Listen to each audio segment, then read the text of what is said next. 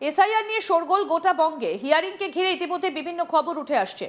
SIR আবহে শাসক বিরোধী উভয় পক্ষের নেতা নেত্রীরাই বিভিন্ন মন্তব্য করছেন, যার মধ্যে অনেক বক্তব্য উঠে আসছে সংবাদের শিরোনামে। এই প্রতিবেদনেও তৃণমূলের এক বিধায়কের বক্তব্য নিয়েই আলোচনা করা হবে। মুর্শিদাবাদের ফারাক্কায় এসআইআর এর শুনানির প্রতিবাদে আয়োজিত বিক্ষোভ কর্মসূচির মঞ্চ থেকে নির্বাচন কমিশনের বিরুদ্ধে তীব্র ভাষায় আক্রমণ শানালেন তৃণমূল বিধায়ক মনিরুল ইসলাম। আর তার সেই বক্তব্যকে ঘিরে তৈরি হয়েছে চাঞ্চল্য। তিনি বলেন, এই কঞ্চির ঝান্ডা চলবে না, ঝান্ডা লাঠিতে বাঁধতে হবে। নির্বাচন কমিশনের কোমর ঢিলে করে দিতে হবে। মানুষকে নিয়ে ছেলেখেলা করছেন আর নিজের নিরাপত্তার ঘেরাটোপে রয়েছেন।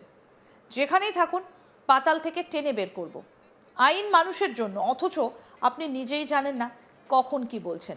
বিধায়কের অভিযোগ, বিজেপিকে খুশি করতে গিয়ে নির্বাচন কমিশন বাংলার প্রায় 12 কোটি মানুষকে হেনস্থা করছে। এই প্রসঙ্গে তিনি নির্বাচন কমিশনের পদত্যাগ দাবি করে বলেন, নির্বাচন কমিশনারের উচিত অবিলম্বে পদত্যাগ করা। কি বলছেন তৃণমূল বিধায়ক মনিরুল ইসলাম, শুনবো। এই ঝান্ডা কমচির ঝান্ডা চলবে না, লাঠিতে বাঁধতে হবে, লাঠিতে। কোমরকে ঢিলা করে দিতে হবে নির্বাচন কমিশনে। মানুষকে নিয়ে ছেলাকেলামো করছো, আর তুমি নিরাপত্তা নিয়ে ঘেরাটোপের মধ্যে আছো না।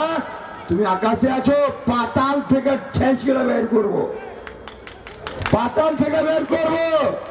আর আইন কার জন্য? মানুষের জন্যই। তুমি নিজেই জানো না কখন কি বলছো। তাই একটা একটা করে আমাদের সংবিধানের উপরে, আমাদের সুপ্রিম কোর্টের উপরে আমাদের আস্থা রাখতে হবে। একটার পর একটা গালে থাপ্পড় পড়ছে বিজেপিকে খুশি করতে গিয়ে আজকে বাংলার 12 কোটি মানুষকে হেনস্থা করছে। তাই এই নির্বাচন কমিশনের এখান থেকে আমি বলতে চাই, ওনাকে পদত্যাগ করা উচিত। ভাঁড় হয়ে গেছে, গাদ্দার হয়ে গেছে, অযোগ্য লোক। তাই সামনে দিনে আপনারা প্রস্তুত থাকুন, নিজে বাঁচার জন্য এবং আগামী প্রজন্মকে বাঁচাবার জন্য। যাই হোক, বলার অনেক কিছু ছিল, আমি শুধু ইশারায় বলবো, 19 তারিখে ফাইনাল লিস্ট বের হবে।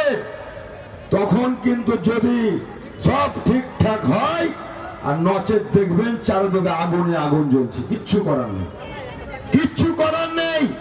এই ধুক ধুক করে মরার চাইতে লড়াই করা মরা আমি মনে করি জীবনের সার্থক।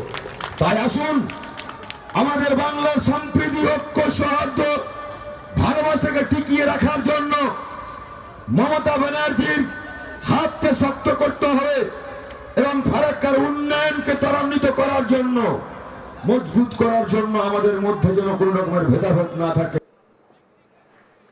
শুনলেন তো বিধায়কের বক্তব্য। আর বিধায়কের মুখ থেকে এই কথা বেরোনোর পর ব্যাপক চাঞ্চল্য ছড়িয়েছে রাজনৈতিক মহলে। বিধায়কের এই মন্তব্যের প্রেক্ষিতে বিজেপি নেতা তথা জঙ্গিপুর সাংগঠনিক জেলার সহসভাপতি জয়দেব দাস বলেন, মনিরুল ইসলাম বিগত কয়েকদিন ধরেই পাগলের মতো কথা বলছেন। ফারাক্কার বিধায়ক যে ধরনের ভাষা বলছেন, এটা শুধু তার ভাষা নয়, এটা তৃণমূলের ভাষা। কি বলছেন বিজেপি নেতা জয়দেব দাস, শুনবো। দেখুন, ফারাক্কার বিধায়ক মনিরুল ইসলাম সাহেব বিগত কয়েকদিন থেকে পাগলের মতো বকছেন। একদিন এসআইআর নিয়ে ধুন্ধুমার কাণ্ড করলেন বিডিও অফিসে, সেখানে সাধারণ মানুষ নয়, নিজের দলের কিছু সন্ডা গুন্ডা তাদের নিয়ে গেলেন এবং সেখানে চেয়ার ছুড়াছুড়ি করলেন। সরকারি আধিকারিকদের প্রায় মারধরের মতো অবস্থা। যেভাবে আক্রমণ হয়েছিল তা বড় কিছু ঘটনা ঘটে যেতে পারত। তারপরে আবার তিনি বলছেন যে এবার কঞ্চিরতে পতাকা লাগানো যাবে না, মোটা মোটা লাঠি ছটা বেঁধে নিয়ে যেতে হবে এবং বিরোধীদের আক্রমণ করতে হবে, করে ভোট করতে হবে। নির্বাচন কমিশনের কোমর ভেঙে দিতে চাইছে এবং সর্বোপরি ভারতবর্ষের রাজনীতিতে পশ্চিমবাংলার যে সরকার সর্বত্র গুন্ডারাজ কায়েম করছে সেটা প্রকাশ পাচ্ছে।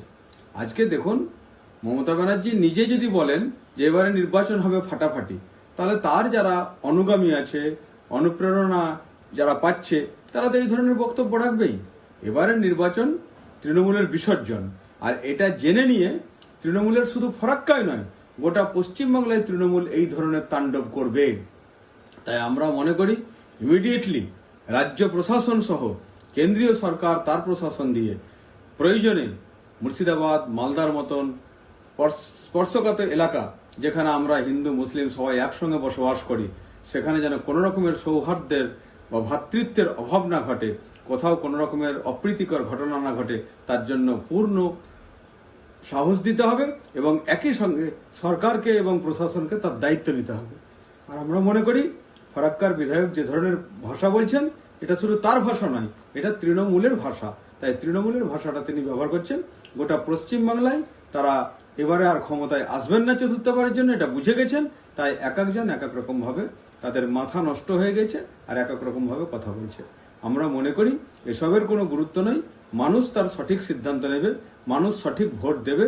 যারা রাষ্ট্রবাদী মুসলিম আছেন তারাও ভোট দেবেন বিজেপিকে এবং সর্বত্র বিজেপির জয় জয়াকার হবে এবং 2026-এ বিজেপি পশ্চিমবাংলায় সরকার গঠন করবে।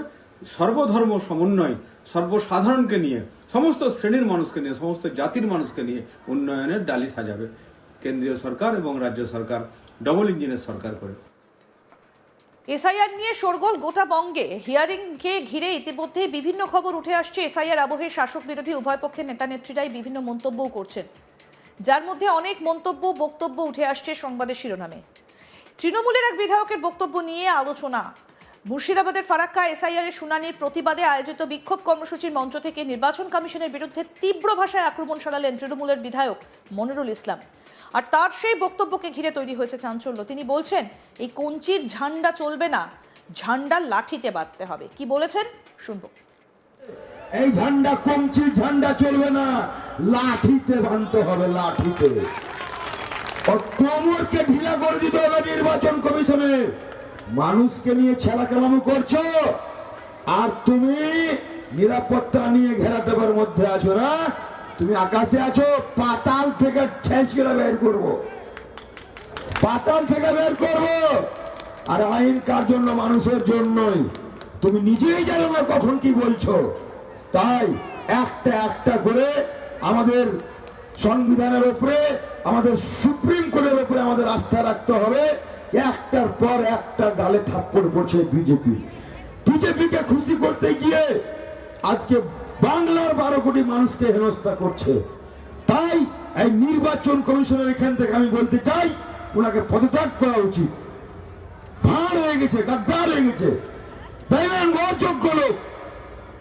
তাই সামনে দিনে আপনারা প্রস্তুত থাকুন, নিজে বাঁচার জন্য এবং আগামী প্রজন্মকে বাঁচাবার জন্য।